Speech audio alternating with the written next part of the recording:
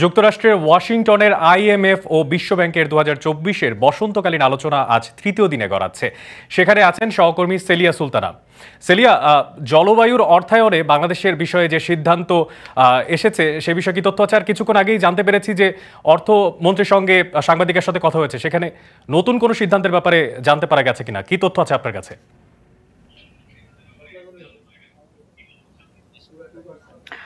মূলত এখানে আজকে ক্লাইমেট ফাইন্যান্স নিয়ে সবচেয়ে বড় আয়োজনটি ছিল। সেখানে আইএমএফ এর পক্ষ থেকে যে বিষয়টি বলা হয়েছে সেটি আইএমএফ এর চিফ, যিনি ক্লাইমেট ফাইন্যান্স পলিসি নিয়ে কাজ করেন, তিনি কিন্তু বলেছেন যে দক্ষিণ এশিয়ার মধ্যে বাংলাদেশ সবচেয়ে বেশি জলবায়ুর যে অর্থায়ন আছে সেটি পাওয়ার যোগ্য, এবং সারা বিশ্বে যতগুলো প্রতিষ্ঠান রয়েছে, সংগঠন রয়েছে, ফোরাম রয়েছে যারা বিভিন্ন সময় ফাইন্যান্স করেন ক্লাইমেটের ক্ষেত্রে, সেখানে বাংলাদেশের অগ্রাধিকার অনেকাংশেই থাকবে।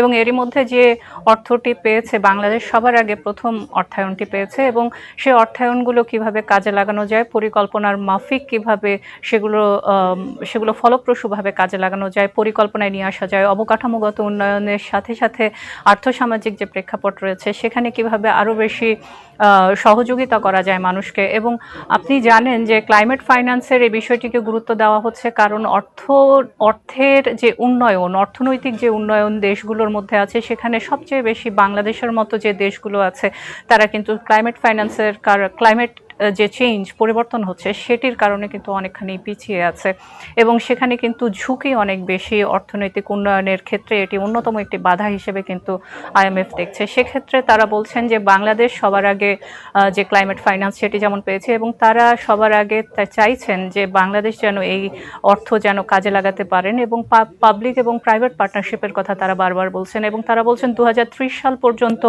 প্রতি বছর $2 ট্রিলিয়ন প্রয়োজন হবে এই ক্লাইমেট ফাইন্যান্সের জন্য।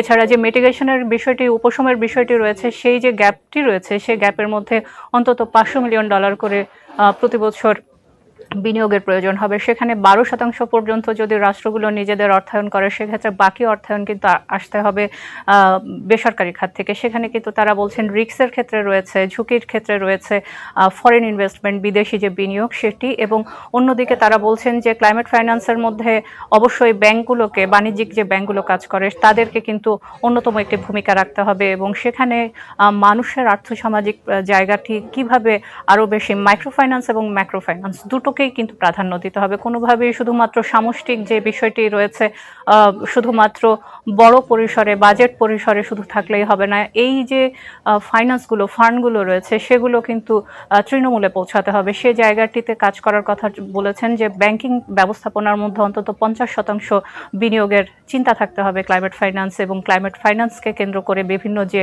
অর্থগুলো সারা দেশের মধ্যে পরিচালিত হয়। ঠিক একইভাবে জবাবদিহিতার কথা তারা বলেছেন। অন্যদিকে তারা বলেছেন যে ব্যাংকিংয়ের সাথে সাথে কিন্তু যারা নারী রয়েছেন সে নারীদের জন্য কিন্তু জলবায়ু ফাইন্যান্সের অন্যতম একটি প্রয়োজন হবে। সে জায়গাটিতে তারা বলছেন বিনিয়োগের প্রয়োজন। এবং আমরা যে কথা বলেছি সকাল থেকে, বিভিন্ন যে ফোরামগুলো কথা বলেছে সেখানে তারা বলছে বৈশ্বিক জলবায়ু যেমন গুরুত্বপূর্ণ, ঠিক একইভাবে কিন্তু অন্যতম বাধা হয়ে দাঁড়াচ্ছে ভূ রাজনীতি।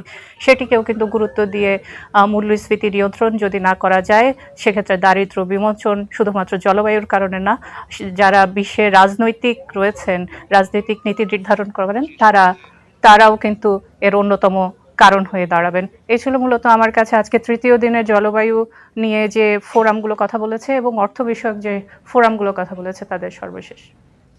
যুক্তরাষ্ট্রের ওয়াশিংটন থেকে যুক্ত ছিলেন সহকর্মী সেলিয়া সুলতানা, জানাচ্ছিলেন সেখানকার সর্বশেষ।